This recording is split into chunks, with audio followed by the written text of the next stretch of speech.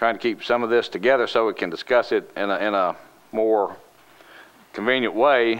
If there is no objection, we can also take BL 2009-437 and 2009-698 together, which is Convention Center, if there's no objection. Okay.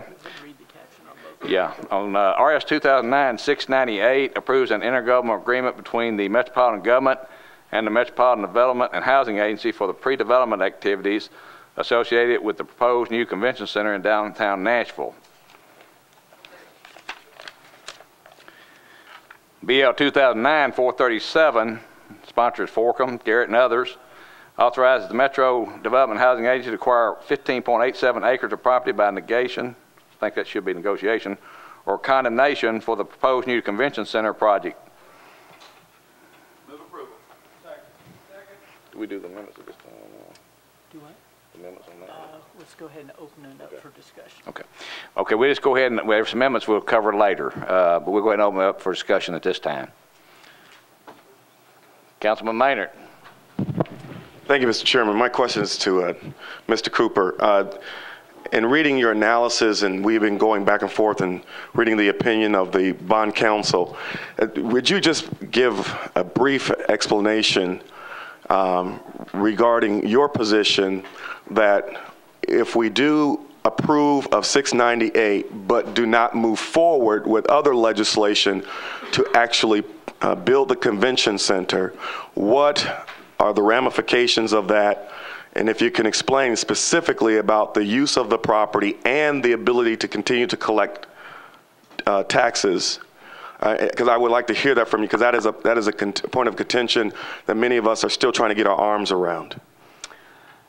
As to the use of the property, the state law requires that the 4 tourist accommodation taxes, which would be pledged for the debt on the property acquisition, those revenues can only be used for the financing and construction of a convention center, which would include property acquisition.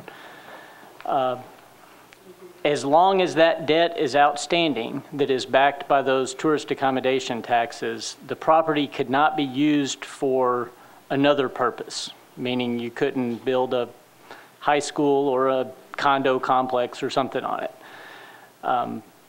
And if the council decided later not to build a convention center, those taxes, those 4 taxes, could continue to be collected until that debt is paid off. If we wanted to use the property for something else while that debt was outstanding, we would have to sell the property. Well, I mean, we could sell the property and pay off the debt.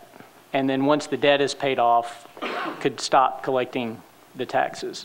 But we could not use it for another purpose as long as debt is outstanding. Now, once the debt is paid off, then it would be just another asset of the metropolitan government.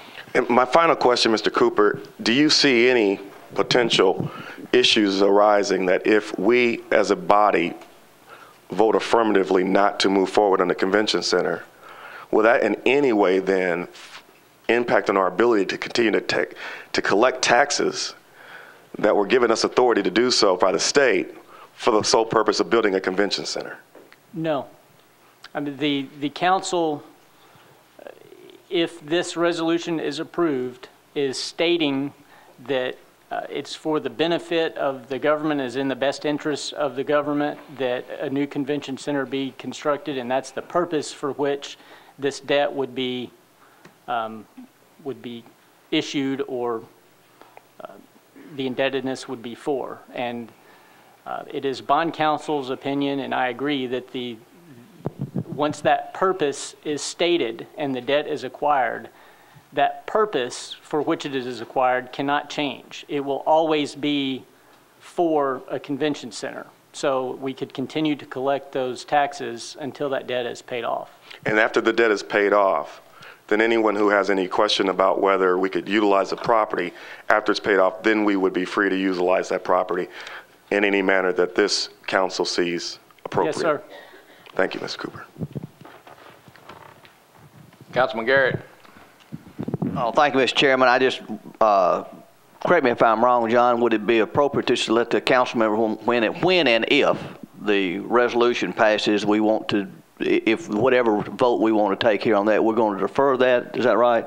To track with if the ordinance passes on second reading, is that correct? It should be deferred tomorrow night. Today in committee, you would need to, if you're going to adopt the ordinance or recommend approval on the ordinance, you would also need to recommend approval on the resolution. And then defer? And then defer the resolution tomorrow night. Thank you. Councilor Berry.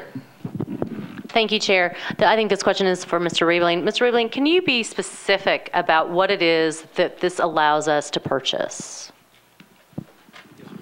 Hold on a second. The ordinance, if adopted by the council, would enable us to purchase all of the land that is necessary for the actual construction site for the convention center. So it's the box for just the convention center site, no additional parcels.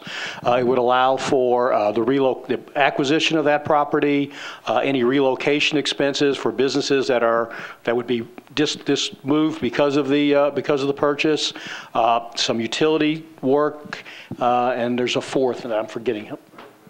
And some environmental, if there's any environmental remediation or anything that need to be done on the site. So this does not include any land acquisition for a hotel, or if we need to move the substation, acquiring that property? Any additional property outside of the box, the footprint of the convention center, would have to come back to the council for approval by resolution. So, Mr. Cooper, then we would have to have another resolution that would require us to release even more money to purchase. Is that correct? Well, not necessarily. I mean, the acquisition could still fall within that $75 million cap. It would just be, in order for NBHA to actually acquire the property, the council would have to approve that by resolution.